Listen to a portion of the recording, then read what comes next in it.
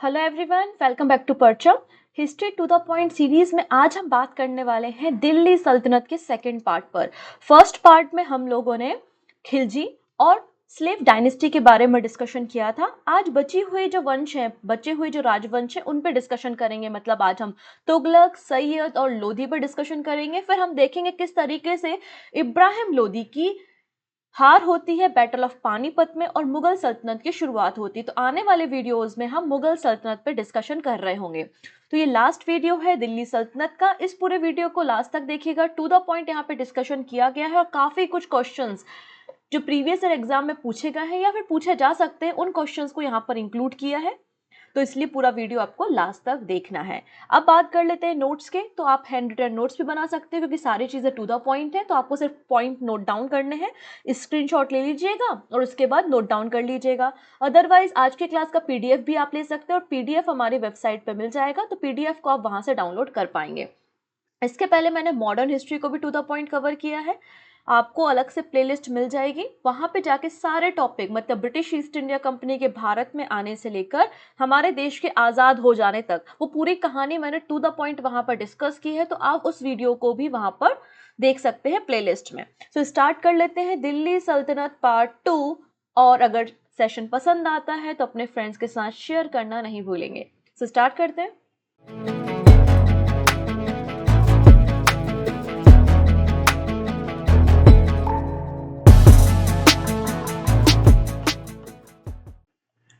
देखिएगा, मैंने बताया था आप लोगों को कि राजपूत राजा थे पृथ्वीराज चौहान, और पृथ्वीराज चौहान जी को हराकर तराइन के बैटल में मोहम्मद गौरी ने हराया था। और उसके बाद अपना जो स्लेव था कुतुबुद्दीन ऐबक, उसको इंडिया दिया था। तो इस तरीके से कुतुबुद्दीन ऐबक ने स्लेव डायनेस्टी की शुरुआत हमारी कंट्री में की थी।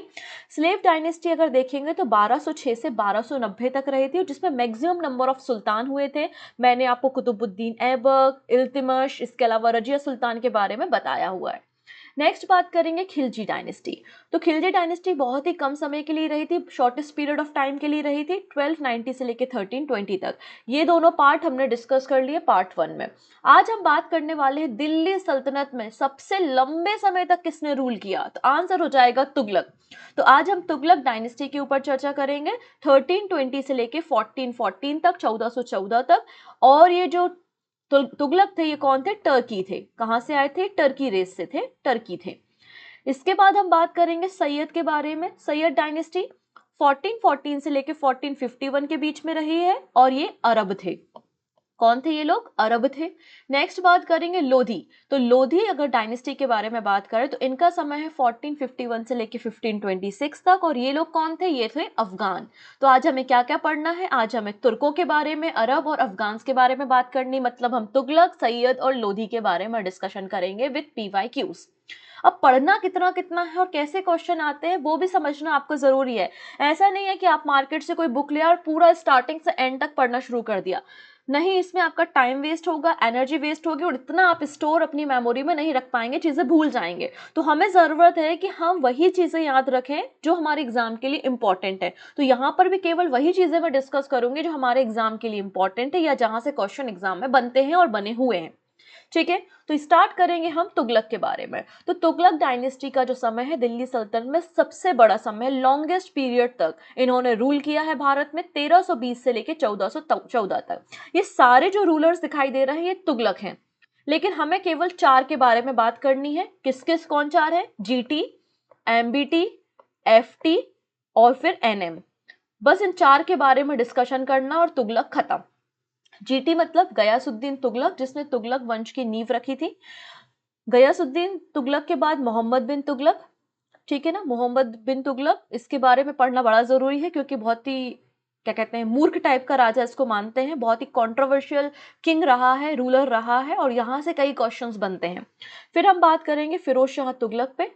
फिरोज शाह तुगलक के बाद तुगलक वंश के, तुगलक डायनेस्टी का लास्ट रूलर होता है नासिर उद्दीन महमूद। इसके ऊपर डिस्कशन करेंगे। तो केवल 4 राजाओं के बारे में डिस्कशन करना है। तो स्टार्ट कर लेते हैं, बैकग्राउंड को थोड़ा समझते हैं। हम बात कर रहे हैं खिलजी वंश के बारे में। तो खिलजी वंश में यहाँ पे देखेंगे एक राजा था, एक रूलर था जिसका नाम था खुसरो खां। और खुसरो खान जो था वो हिंदू के फेवर में था और कोई राजा अगर हिंदू के फेवर में हो, स्पेशली कोई मुस्लिम राजा जब हिंदू के फेवर में होता है, तो जो मुस्लिम नोबल्स हैं, जो सूफी सेंट हैं, मुस्लिम नोबल्स हैं, वो सब इससे नाराज हो जाएंगे। तो ये जो नोबल्स थे ना, वो खुसरो खां से नाराज हो गए और इन लोगों ने इनवाइट किया किसे, गाजी मलिक को। और गाजी मलिक कौन था? गाजी मलिक गवर्नर ऑफ पंजाब था अंडर द खिलजी रूल। खिलजियों के अंदर पंजाब का गवर्नर था गाजी मलिक, और इन नोबल्स ने इसे इनवाइट किया कि तुम आओ और खुसरो खान को मजा चखाओ। तो ये आता है और खुसरो खां को मजा चखाता है, दिल्ली की गद्दी से उसको हटा के बाहर फेंक देता है और खुद उसके बाद दिल्ली की गद्दी में बैठता है। और ये गाजी मलिक कोई और नहीं, यही गाजी मलिक गयासुद्दीन तुगलक है। इसने खुसरो खां को battle of Saraswati and battle of Lahrawat में डिफीट किया और उसके बाद तुगलक डायनेस्टी की शुरुआत गाजी मलिक ने की और इसने अपने आप को नाम क्या दिया, गयासुद्दीन तुगलक। इस तरीके से तुगलक वंश की शुरुआत होती है और ये 1320 से लेके 1414 तक तुगलक वंश रहता है और तुगलकों के बाद फिर सैयद आएगा। ठीक है, चलो। तो गयासुद्दीन तुगलक या फिर गाजी मलिक का जो पीरियड है वो केवल 5 साल का है, 1320 से लेके 1325 तक। गयासुद्दीन तुगलक ने तुगलकाबाद फोर्ट बनाया था दिल्ली में। तो तुगलकाबाद किसने बनाया है? तो गयासुद्दीन तुगलक ने बनाया है। गयासुद्दीन तुगलक का बेटा था जिसका नाम था ज़ौना खान। ये ज़ौना खान कोई और नहीं, एमबीटी मोहम्मद बिन तुगलक ही है। तो गयासुद्दीन तुगलक के बेटे का नाम क्या था? जौना खान था। और जौना खान को इसने बारंगल, मतलब साउथ इंडिया में बारंगल, काकतीय वंश और पांड्यन के साथ मदुरई में फाइट करने के लिए इसको भेजा था। ठीक है, इसने अपने आप को टाइटल क्या दिया था? गाजी। तो गयासुद्दीन तुगलक ने अपने आप को क्या टाइटल दिया था? गाजी, क्योंकि उसका एक्चुअल नाम भी गाजी मलिक था। गयासुद्दीन तुगलक वो पहला दिल्ली सल्तनत का रूलर है जिसने इरिगेशन की शुरुआत की थी। इरिगेशन सिस्टम मतलब कैनल्स बनाना, रिजर्वायर बनाना, तो इरिगेशन सिस्टम की शुरुआत करने वाला सुल्तान कौन है? गयासुद्दीन तुगलक है। अब यहाँ पे बिल्कुल कंफ्यूज मत होना, अभी आगे हम डिस्कस करेंगे कि कौन सा ऐसा पहला रूलर है जिसने इरिगेशन टैक्स इंपोज करना शुरू किया, मतलब सिंचाई कर। तो हम उसके ऊपर भी डिस्कशन करेंगे। तो सिंचाई किसने शुरू की? गयासुद्दीन तुगलक ने। ठीक है, इसके दरबार में था आमिर खुसरो और आमिर खुसरो ने तुगलकनामा लिखी है और तुगलकनामा में इसने तुगलक डायनेस्टी के बारे में, किस तरीके से गयासुद्दीन तुगलक ने तुगलक वंश को आगे बढ़ाया, फाउंडेशन स्टोन रखा, ये सारी कहानियां तुगलकनामा में हमको देखने को मिल जाती हैं। 1325 में होता क्या है? 1325 में गयासुद्दीन तुगलक एक कैंपेन में जाता है और कैंपेन को जीत जाता है और जब लौट रहा होता है तो इसके सम्मान के लिए, इसके सेलिब्रेशन के लिए, वेलकम करने के लिए एक वुड का, लकड़ी का महल बनाया जाता है, पवेलियन बनाया जाता है। और जब उसके अंदर जाता है तो वो लकड़ी का महल गयासुद्दीन तुगलक के ऊपर गिर जाता है और वो मर जाता है।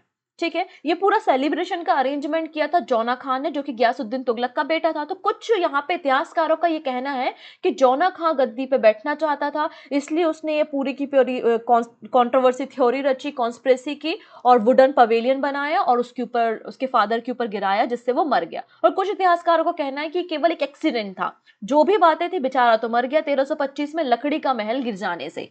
और जब ये मर गया तो इसके बाद इसका जो बेटा होगा मोहम्मद बिन तुगलक, वो गद्दी में बैठेगा। ठीक है, तो हम बात करेंगे मोहम्मद बिन तुगलक के बारे में। 1325 से 1351 का समय इसका है।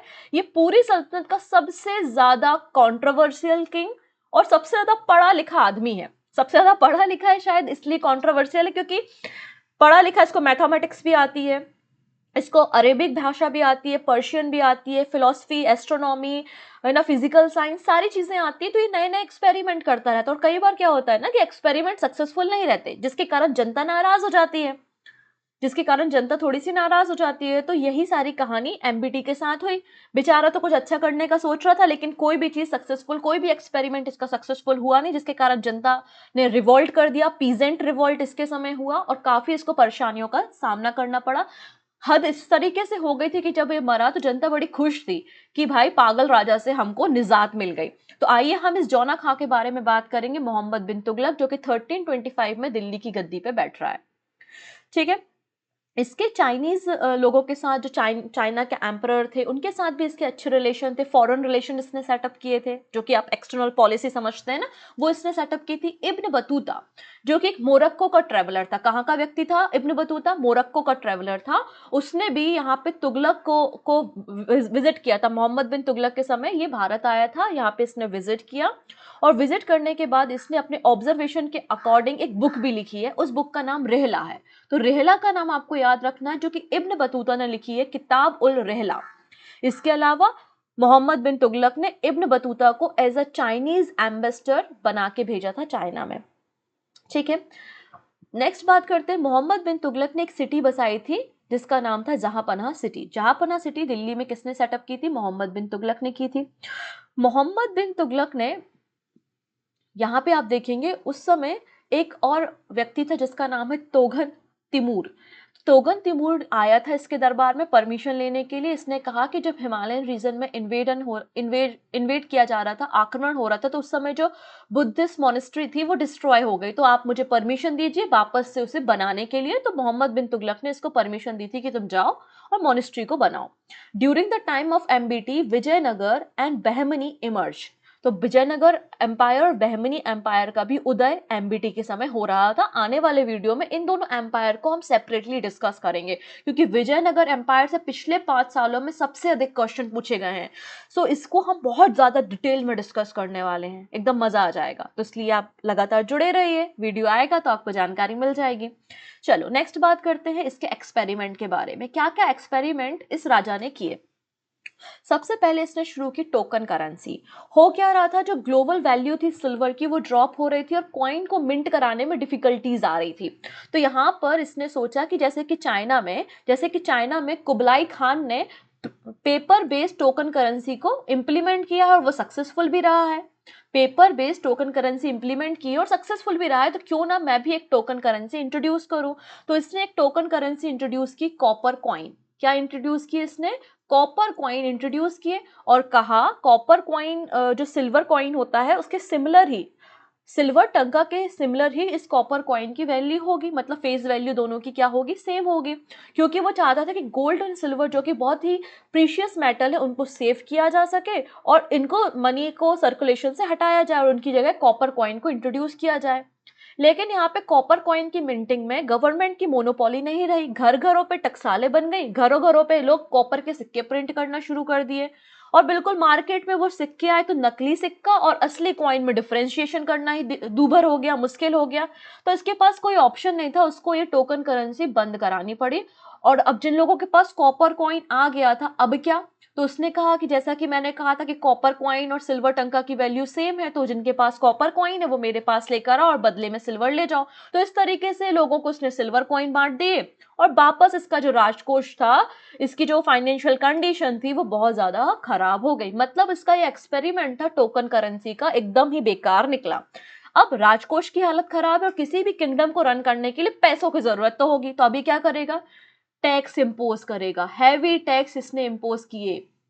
आइए हम वो भी देख लेते हैं। इंक्रीजेस इन टैक्स। इसने कहा कि जो गंगा यमुना का दोआब रीजन है वहां की जो लैंड है वो बड़ी फर्टाइल है, कल्टीवेशन बहुत ज्यादा होता है, प्रोडक्शन बहुत ज्यादा होता है, तो आप टैक्स ज्यादा दोगे। तो इन लोगों पे इसने हैवी टैक्स लगाना इंपोज किया।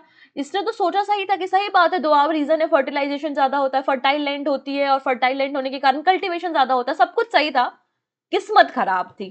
कैसी किस्मत खराब थी? उस साल कोई भी रेनफॉल नहीं हुआ। जब रेनफॉल ही नहीं हुआ तो फसल कैसे होगी? और आपने टैक्स ज्यादा लगा दिया तो पीजेंट, किसान भाई बंधु तो नाराज होंगे। तो पीजेंट का विद्रोह यहाँ पर हो गया। पीजेंट का विद्रोह यहाँ पे हो गया क्योंकि कोई भी बारिश नहीं हुई और उसने टैक्स को इंक्रीज कर दिया था। अगला काम इसने क्या उस समय मंगोल जो थे ना, मंगोलों का आक्रमण हो रहा था, मंगोलों का इन्वेजन हो रहा था, तो अपनी कैपिटल को ये सेफगार्ड करना चाहता था। कौन? एमबीटी। तो इसने क्या किया, इसने सोचा क्यों ना मैं अपनी कैपिटल को शिफ्ट कर दूं।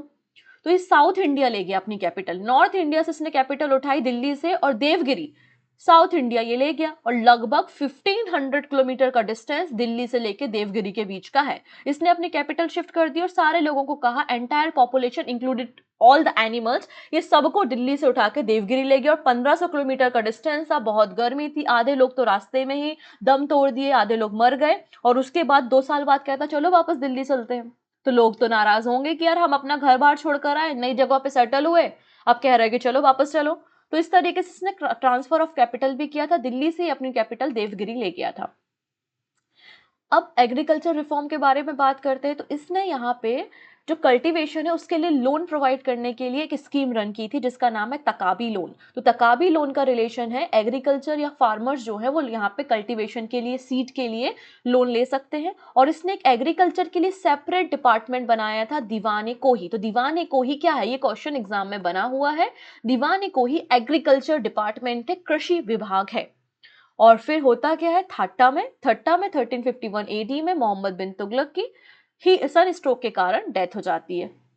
तो इस तरीके से एमबीटी की कहानी खत्म होती है। एमबीटी के बाद उसका कजिन जिसका नाम होता है फिरोज शाह तुगलक, वो गद्दी पे बैठता है। 1351 से लेकर 1388 का ये समय होता है। फिरोज शाह तुगलक जो है वो टर्को इंडियन ओरिजिन है, मतलब इसकी जो फादर तो टर्की है लेकिन इसकी जो मदर है वो हिंदू है। इसलिए हम बोल रहे हैं कि फिरोज शाह तुगलक जो है वो एक टर्को इंडियन ओरिजिन का बच्चा है। इसलिए आप देखेंगे जब हिंदू मदर है इसकी, तो ऑब्वियसली बात है ये हिंदुओं को अपने दरबार में रखेगा। इसलिए इसने एक तमिल ब्राह्मण को अपना वजीर या फिर प्राइम मिनिस्टर बनाया था, खान ए जहान मकवाल। ठीक है। इसके अलावा इसने क्या किया, जो इक्तेदारी सिस्टम चला रहा था ना, इक्ता सिस्टम को रिवाइव किया और कहा कि अभी इक्ता सिस्टम जो है वो हेरिडिटी में रहेगा, हेरिडिटरी रहेगा। मतलब क्या हो गया इसका, होता क्या था, जैसे कि कोई आर्मी का कोई सोल्जर है या फिर कोई किसान है, उसको एक जमीन का टुकड़ा दिया हुआ है, वो इक्ता है उसके पास। अब अगर वो मर जाता है किसान या सोल्जर, तो क्या होगा, उसके बच्चों को या उसकी विडो वाइफ को वो ट्रांसफर कर दिया जाएगा, छीन नहीं लिया जाएगा। होता क्या था, जैसे किसान मर गया, सोल्जर मर गया, तो जमीन वापस ले लेते थे। तो अब इसको हेरिडिटरी में ला दिया, मतलब उत्तराधिकार के कानून यहाँ पे लगा दिया इक्ता सिस्टम में। ठीक है। फिर अगली बात करते हैं मालिक सरवार। तो मालिक सरवार जो है उसका वजीर भी रहा है कुछ समय के लिए। मलिक सरवार जो है वो जौनपुर का रूलर था और जौनपुर में ही आपको मलिक मोहम्मद जायसी भी देखने को मिलेंगे। इसने सरिया कानून को स्ट्रिक्टली पूरे कंट्री में या पूरे किंगडम में अप्लाई करने के लिए कहा और इसने जजिया को रीइंट्रोड्यूस किया। जजिया को नॉन मुस्लिम्स के ऊपर भी इंट्रोड्यूस किया और ब्राह्मण्स के लिए भी यहाँ पे इसने इंट्रोड्यूस किया। इसके पहले जजिया जो टैक्स था वो ब्राह्मण्स पे नहीं लगता था, अब इसने जजिया टैक्स जो है वो ब्राह्मण्स पे भी लगाना शुरू कर दिया। इसने एक जो काम किया वो किया, इरिगेशन टैक्स की शुरुआत की। पहली बार इरिगेशन टैक्स मतलब सिंचाई कर की शुरुआत फिरोज शाह तुगलक ने की है। जैसा कि मैंने कहा, इरिगेशन की शुरुआत गियासुद्दीन तुगलक ने की थी। तो वो था जीटी जिसने इरिगेशन की शुरुआत की थी, सिंचाई की शुरुआत की थी, लेकिन फिरोज शाह तुगलक ने पहली बार इरिगेशन टैक्स इंपोज करना शुरू किया था। इसने कैनल्स, रिजर्वायर का जाल बिछाया और हॉर्टिकल्चर्स को भी ये बढ़ावा देता था। किसको बढ़ावा देता था, ये हॉर्टिकल्चर को भी बढ़ावा देता था। अब इसने देखिएगा पुअर लोगों के, गरीबों की मदद करने के लिए हॉस्पिटल्स भी बनवाए जिसको दर उल शिफा कहा जाता था। इसने 4 शहरों को बसाया था जिनमें हिसार और फिरोजाबाद, आप देखेंगे फिरोजाबाद और हिसार का शहरों को बसाने का काम भी फिरोज शाह तुगलक ने किया है। दिल्ली में आपको एक स्टेडियम देखता होगा, फिरोज शाह कोटला स्टेडियम, जिसका नाम चेंज करके अरुण जेटली स्टेडियम कर दिया है ना, वो स्टेडियम भी फिरोज शाह तुगलक ने बनाया था। और इसके अलावा जो कुतुब मीनार थी, कुतुब मीनार जिसका कंस्ट्रक्शन शुरू करवाया था कुतुबुद्दीन ऐबक ने और उसके बाद कंप्लीट किसने करवाया था, इल्तमश ने। तो हुआ क्या, बिजली गिर गई थी कुतुब मीनार पे, तो उसको रिकंस्ट्रक्ट कराने का काम और कुतुब मीनार की 5वीं मंजिल को बनवाने का काम भी फिरोज शाह तुगलक ने किया था। फिरोज शाह तुगलक जो है अशोक के 2 पिलर्स को लेकर आ गया था, एक टोपरा और एक मेरठ, और इनको फिरोजाबाद में रखवाया था। ये काम भी किसने किया था, फिरोज शाह तुगलक ने। इसने कई सारे और डिपार्टमेंट्स बनाए थे, जैसे कि पब्लिक वर्क का डिपार्टमेंट बनाया था इसने। इसने दीवान ए खैरत, ये एक डिपार्टमेंट बनाया था। इसमें क्या करते थे, बेसिकली जो गरीब लड़कियां थी उनकी मैरिज करने के लिए इस पूरे डिपार्टमेंट को बनाया गया था। नेक्स्ट है दीवाने बंदगान। होता क्या था, उस समय दास प्रथा थी, स्लेव सिस्टम था, लोग बहुत ज्यादा स्लेव्स को खरीदते थे, तो स्लेव्स सिस्टम था वहां पे, तो उनको दासों की जानकारी रखने के लिए और एक डिपार्टमेंट ही बना दिया था। तो जो डिपार्टमेंट फॉर स्लेव्स कौन था, दीवान ए बदगान था। इसके अलावा इसने कोतवाल को ऑर्डर दिए थे कि जितने भी अनएम्प्लॉयड यूथ है उनकी भी लिस्ट बना, उनको भी हम रोजगार देंगे, और जो गरीब लड़कियां हैं, गरीब परिवार की लड़कियां हैं, उनकी शादी में ये दहेज भी देता था। तो ये सारे काम इसने किए। अब दिल्ली का इतिहास तो बड़ा ही पुराना है, दिल्ली का इतिहास बहुत पुराना है। इंद्रप्रस्थ का नाम आपने सुना होगा, जब हम महाभारत एरा में जाते हैं तो इंद्रप्रस्थ ही आपका दिल्ली है। इसके अलावा आप देखेंगे अंगद पाल 2 ने यहाँ पे लाल कोट बनवाया था दिल्ली में। फिर आप देखेंगे अलाउद्दीन खिलजी ने सीरी फोर्ट अपनी कैपिटल बनाई थी। फिर तुगलकाबाद शहर बनवाया गयासुद्दीन तुगलक ने, जहांपना बनाया मोहम्मद बिन तुगलक ने, और फिरोजाबाद सेटअप किया फिरोज शाह तुगलक ने। तो दिल्ली इस तरीके से धीरे धीरे बढ़ी है। आगे और बात करते हैं। इसने ना 4 टैक्स इंट्रोड्यूस किए थे, वो चारों टैक्स आपको याद रखने हैं। फिरोज शाह तुगलक ने 4 टैक्स लगाए थे, वो चारों टैक्स आपको याद रखने हैं। पहला है खराज। खराज एक लैंड टैक्स था, जमीन पे कर।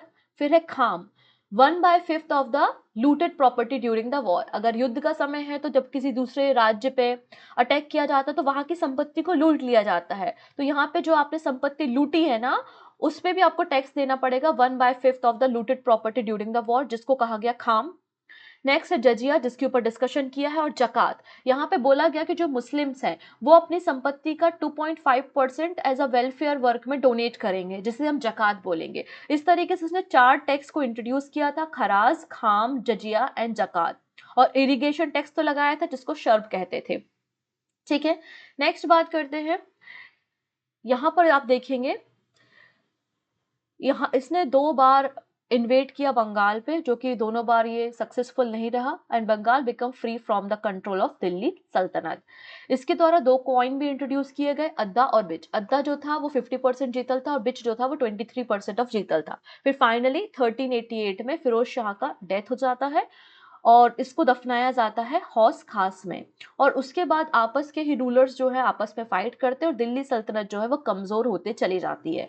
तो हम बात करते हैं तुगलक वंश के लास्ट रूलर के बारे में। तुगलक डायनेस्टी का लास्ट रूलर होता है नसीरुद्दीन मोहम्मद। 1390 से लेकर 1398 के बीच का समय होता है।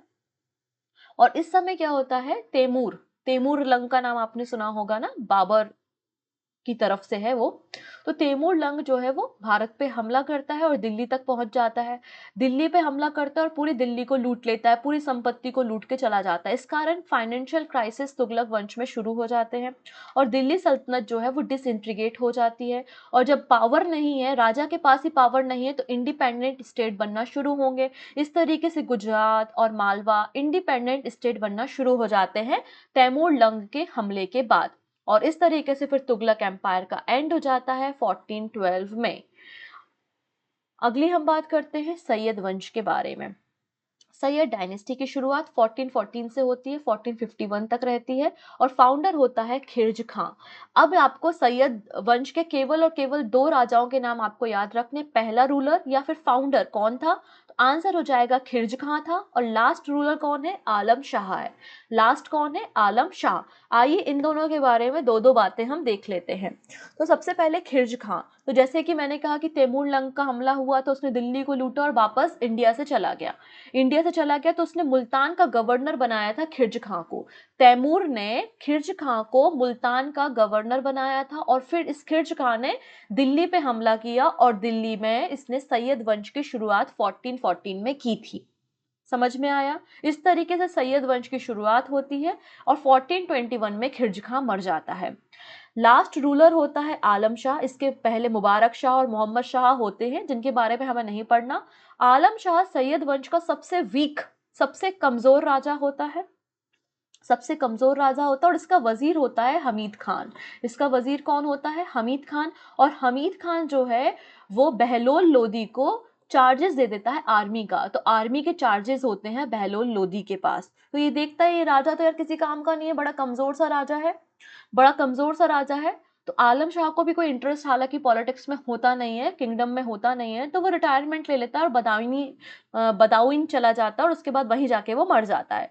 तो आलम शाह के बाद यहाँ पे जो बहलोल लोदी है, जिसने के पास चार्जेस है आर्मी के, ऑब्वियस सी बात है जिसके पास चार्जेस होते हैं आर्मी के वो बहुत पावरफुल होता है। तो बहलोल लोदी उस समय बहुत पावरफुल हो चुका है, और उसने उसके बाद लोधी वंश की शुरुआत की। तो लोधी डायनेस्टी को अभी हम आगे 5 मिनट के गैप के बाद पढ़ना शुरू करेंगे। पहले हम क्वेश्चंस देख लेते हैं कि इन तीनों वंश से, इन तीनों राजवंशों से कैसे क्वेश्चंस बने हैं। ओके, जैसे कि पहला क्वेश्चन देखिएगा, किस तुगलक रूलर ने तुगलकाबाद सिटी को बनाया था?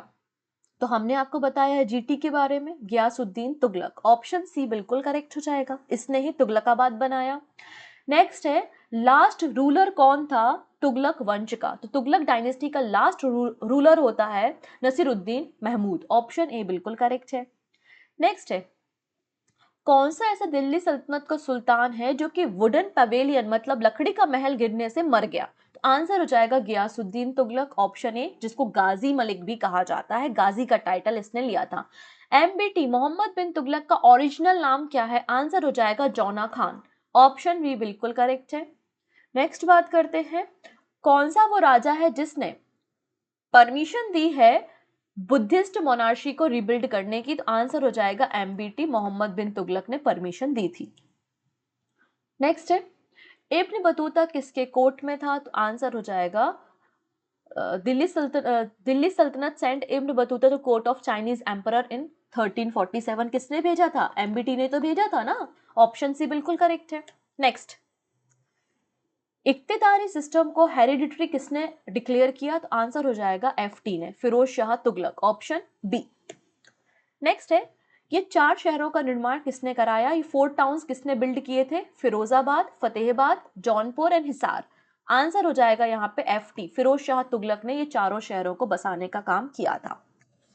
अल बरूनी किसके साथ भारत आया था? तो गजनी के साथ, गजनी के साथ अल बरूनी भारत आया था, ऑप्शन बी बिल्कुल करेक्ट हो जाएगा। Who invited Babur to invade India? तो किसने बाबर को इनवाइट किया था कि आओ भारत पे हमला करो? आंसर हो जाएगा दौलत खान लोदी। दौलत खान लोदी ने बाबर को इनवाइट किया था और फिर बाबर और इब्राहिम लोदी के बीच में पानीपत का फर्स्ट बैटल होता है जो अभी हम देखने वाले हैं। ठीक है, तो ऑप्शन बी बिल्कुल करेक्ट हो जाएगा। नेक्स्ट है, कौन सा मिडिवल रूलर है जिसने मार्केट कंट्रोल पॉलिसी इंट्रोड्यूस की थी फर्स्ट टाइम? याद आया, मैंने बताया था 3 मार्केट बनाए थे, एक फूड आइटम के लिए, एक लग्जरी आइटम्स के लिए, क्लॉथ्स वगैरह मिलते थे, और एक हॉर्स एंड स्लेव के लिए। याद आया? तो ये किसने किया था? अलाउद्दीन खिलजी ने, ऑप्शन डी। नेक्स्ट है, तुगलक के बाद कौन आए? तो तुगलक के बाद सैयद आए। सैयद के बाद कौन आएगा? तो सैयद के बाद लोधी आएंगे। डन। नेक्स्ट है, सैयद वंश का, सैयद डायनेस्टी का लास्ट किंग कौन था? तो आंसर हो जाएगा आलम शाह। आलम शाह निकम्मा नकारा राजा था ये, इसको कोई इंटरेस्ट नहीं था राजपाट में, ऑप्शन सी बिल्कुल करेक्ट हो जाएगा। अच्छा, किसने अपनी कैपिटल को दिल्ली से देवगिरी शिफ्ट किया था? एमबीटी ने किया था। जितने उटपटांग काम है वो सारे एमबीटी ने किए हैं, ऑप्शन बी बिल्कुल करेक्ट है। ओके, तो इस तरीके के क्वेश्चन एग्जाम में बने हुए हैं। तो आप लोग सारे क्वेश्चन के आंसर करेक्टली दे पाए होंगे क्योंकि आप लोग ने थ्योरी को समझा है। आइए अब हम लोधी के बारे में भी समझ लेते हैं। यहाँ पे तीनों राजा इंपॉर्टेंट है, तीनों के बारे में हमें बात करनी है। 1451 से लेकर 1526 तक लोधी डायनेस्टी का रूल था भारत में, और 3 राजा हुए थे, बहलोल लोधी, सिकंदर लोधी और इब्राहिम लोधी। सबसे पावरफुल जो राजा था वो सिकंदर लोधी था। फाउंडेशन स्टोन बहलोल लोधी ने रखा, और एकमात्र दिल्ली सल्तनत, पूरी की पूरी दिल्ली सल्तनत का एकमात्र राजा जो कि बैटल फील्ड में वॉर करते हुए मरा था वो था इब्राहिम लोधी। इसके पहले के जो राजा थे वो लकड़ी की बिल्डिंग गिरने से मर गए, कोई सनस्ट्रोक से मर गया, कोई मलेरिया से, कोई डेंगू से, कोई नेचुरल डेथ, मतलब ऐसे मर रहे थे। लेकिन एकमात्र ऐसा राजा है इब्राहिम लोधी दिल्ली सल्तनत का जो कि वॉर करते समय बैटल फील्ड में मरा था। तो इसलिए इंपॉर्टेंट व्यक्ति हो जाता है भाई, लड़ते हुए मर रहे हो तो आपको 3 राजाओं के बारे में याद रखना है, बहलोल लोधी, सिकंदर लोधी और उसके बाद आपका इब्राहिम लोधी। बहलोल लोधी फाउंडर है लोधी डायनेस्टी का, सिकंदर लोधी सबसे पावरफुल रूलर है और इसने आगरा शहर को बसाया था। आगरा शहर की स्थापना, आगरा सिटी की स्थापना सिकंदर लोधी ने की थी। और इब्राहिम लोधी जो है वो लास्ट रूलर है दिल्ली सल्तनत का और लोधी वंश का भी, और इसने ही बाबर के साथ पानीपत का बैटल लड़ा था 1526 में। देख ले हम थोड़ा थोड़ा सा इनके बारे में। चलो, अब ये लोग कौन है? अफगानी हैं। तो यहाँ से अफगान किंगडम की शुरुआत हो रही है। अफगान किंगडम की शुरुआत हो रही है, क्यों हो रही है अब बात आपको समझ चुके हैं, क्योंकि लोधी जो है वो अफगानीज है। ठीक है, तो 1476 में बहलोल लोधी ने सुल्तान ऑफ जौनपुर को हराया और दिल्ली को एनेक्स कर लिया और दिल्ली सल्तनत की गद्दी पे बैठ गया। ठीक, इसके बाद इसने दिल्ली सल्तनत की शुरुआत, मतलब दिल्ली सल्तनत की गद्दी पे बैठ के लोधी वंश की शुरुआत की। और इसका बेटा था, ये मर जाता है 1489 में, और बहलोल लोधी का जो बेटा होता है वो सिकंदर लोधी होता है। सिकंदर लोधी के बारे में हमें बात करनी है। सिकंदर लोधी जो है वो ग्रेटेस्ट रूलर रहा है। इसने बिहार पंजाब के एरिया को एक्वायर किया और बंगाल पे भी अटैक कर लिया और उनके साथ भी अलायंस बना ली थी। ये एक बहुत अच्छा एडमिनिस्ट्रेटर था। इसने कई सारी रोड्स बनवाई, इरिगेशन फैसिलिटी पीजेंट्स को सप्लाई की, है ना, कई सारे फायदे जो है वो किसानों को देने का काम इसने किया था। इसने मेजरमेंट के लिए एक नई यूनिट बनाई थी जिसका नाम था गज-ए-सिकंदरी, और गज-ए-सिकंदरी का मतलब है एक गज-ए-सिकंदरी बराबर होता है 30 इंचेस। तो एक नई मेजरमेंट यूनिट भी सिकंदर लोदी ने तैयार की थी। इसने आगरा सिटी को 1504 में बनाया था, और ये एक बहुत अच्छा राइटर भी था। ये पोयम लिखा करता था पर्शियन भाषा में, और इसका जो पेन नेम था ना, मतलब जिस नाम से ये कविताएं लिखता था, उसका नाम था गुलरुखी, और ओरिजिनल नाम सिकंदर लोदी का था निजाम खान। तो सिकंदर लोदी का ओरिजिनल नाम है निजाम खान, और इसका जो पेन नेम है वो है गुलरुखी। ये आपको याद रखना है, ठीक है। नेक्स्ट आता है इब्राहिम लोदी। सिकंदर लोदी का एल्डेस्ट सन होता है इब्राहिम लोदी, जो कि दिल्ली सल्तनत की गद्दी पे बैठता है 1517 से लेके 1526 तक, और बहुत ही एरोगेंट होता है, बहुत ही घमंडी राजा है, बहुत ही एग्रेसिव राजा, इसलिए इसकी जो सल्तनत के नोबल्स हैं, एलाइट मेंबर्स हैं, उनके साथ पटती नहीं है। इनफैक्ट जो उस समय गवर्नर ऑफ पंजाब रहता है, गवर्नर ऑफ पंजाब है दौलत खान लोदी, इसके साथ भी इसकी बनती नहीं है। तो दौलत खान लोदी बड़ा चिढ़ता है, बड़ा गुस्से में रहता है, और वो इनवाइट करता है किसे, बाबर को। वो इनविटेशन भेजता है दौलत खान लोदी बाबर को, और कहता है कि तुम आओ और इब्राहिम लोदी को गद्दी से हटाओ। क्योंकि तब तक कहानियां यही थी कि जो तैमूर लंग के एंसेस्टर्स हैं, सॉरी डिसेंडर हैं, तैमूर लंग के डिसेंडर हैं या फिर चंगेज खान के डिसेंडर हैं, ये लोग सिर्फ हमला करना जानते हैं और संपत्ति को, पैसे को लूटते हैं और लूट के चले जाते हैं। इनका कोई मकसद रूल करने का नहीं है। इसी मकसद से दौलत खान लोदी ने इनवाइट किया था बाबर को कि आएगा, इब्राहिम लोदी को हराएगा, पैसा लूटेगा और चला जाएगा। उसको क्या पता था कि बाबर तो लौटेगा ही नहीं। तो दौलत खान लोदी ने, गवर्नर ऑफ पंजाब जो था, बाबर को इनवाइट किया। तो इब्राहिम लोदी और बाबर के बीच में 1526 में एक बैटल होता है जिसे हम फर्स्ट बैटल ऑफ पानीपत कहते हैं।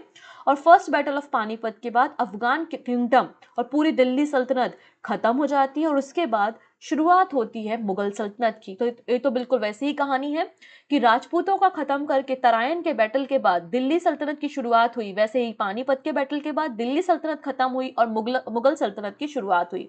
मुगल सल्तनत पे हम आने वाले समय में वीडियोस को देखेंगे। अभी हम कुछ क्वेश्चंस को और देख लेते हैं।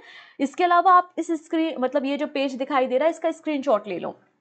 यहाँ पे वो लिटरेचर वर्क है जो दिल्ली सल्तनत के समय किए गए थे। आपको सारी जानकारी मिल जाएगी, ठीक है। इसको आप पढ़ लीजिएगा आराम से फुर्सत में बैठकर, ठीक है। नेक्स्ट बात कर लेते हैं। ये कुछ डिपार्टमेंट है जो कि बनाए गए थे किस समय, दिल्ली सल्तनत के समय। जैसे कि दीवान ए मुस्तकराज हमारा वित्त मंत्रालय है, फाइनेंस डिपार्टमेंट है, अलाउद्दीन खिलजी ने बनाया था। दीवान ए कोही एग्रीकल्चर डिपार्टमेंट है, मोहम्मद बिन तुगलक ने। दीवान ए अर्ज मिलिट्री डिपार्टमेंट बलबन ने। फिर ये तीनों डिपार्टमेंट फिरोज शाह तुगलक ने बनवाए थे, स्लेव्स के लिए और पुअर लोगों की मदद करने के लिए, है ना। तो आप इन्हें पढ़ सकते हैं, स्क्रीनशॉट ले लेते हैं। अदरवाइज पीडीएफ तो आपको मिल ही जाएगा हमारी वेबसाइट से, तो वेबसाइट से आप पीडीएफ भी डाउनलोड करके आराम से पढ़ सकते हैं। तो आप देख रहे हैं किस तरीके से टू द पॉइंट चीजें ही यहाँ पे हैं। कोई भी बकवास या कोई भी ऐसी एक लाइन नहीं है जो कि इंपॉर्टेंट नहीं है और यहाँ पे पीपीटी में मेंशन है, ऐसा बिल्कुल आपको नहीं मिलने वाला है। चलो अब कुछ क्वेश्चंस देखते हैं।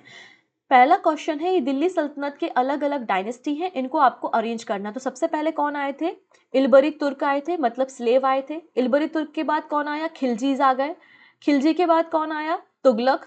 तुगलक के बाद आए आपके सैयद, और सैयद के बाद आए आपके लोधी। तो अरेंज हो जाएगा 4 5 1 3 2। नेक्स्ट है, लोधी वंश का लास्ट रूलर कौन था, तो इब्राहिम लोधी था। ऑप्शन बी बिल्कुल करेक्ट हो जाएगा। फर्स्ट बैटल ऑफ पानीपत 1526 में बाबर और इब्राहिम लोदी के बीच में लड़ी गई। बाबर और इब्राहिम लोदी के बीच में लड़ी गई। ऑप्शन नंबर डी करेक्ट है।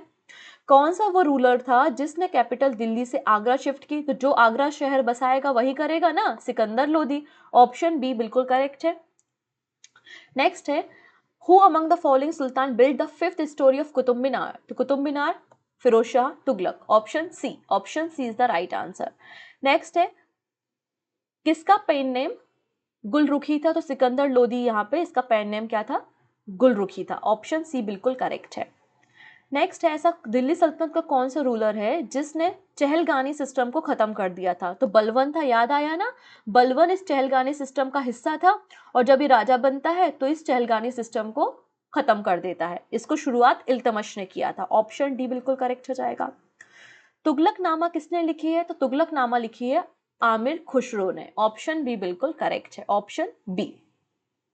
किताब उल रहला किसकी पुस्तक है? तो इब्न बतूता की पुस्तक है ये, और ये मोरक्को का ट्रेवलर है, option B. This is the question of the day. Delhi सल्तनत की ऑफिशियल लैंग्वेज क्या थी? उर्दू, पर्शियन, अरेबिक या फिर हिंदी? आपका जो भी आंसर होगा वो आप हमें कमेंट में बताइएगा, रिप्लाई भी मैं आपको वहीं पे कर दूंगी। सो मिलते हैं हम नेक्स्ट वीडियो में टू द पॉइंट सीरीज में, जहां पे हम मुगल सल्तनत के इंपॉर्टेंट रूलर्स को टू द पॉइंट डिस्कस करेंगे विद PYQs। अगर सेशन अच्छा लगा है तो अपने फ्रेंड्स के साथ शेयर कीजिए। Take care and bye bye.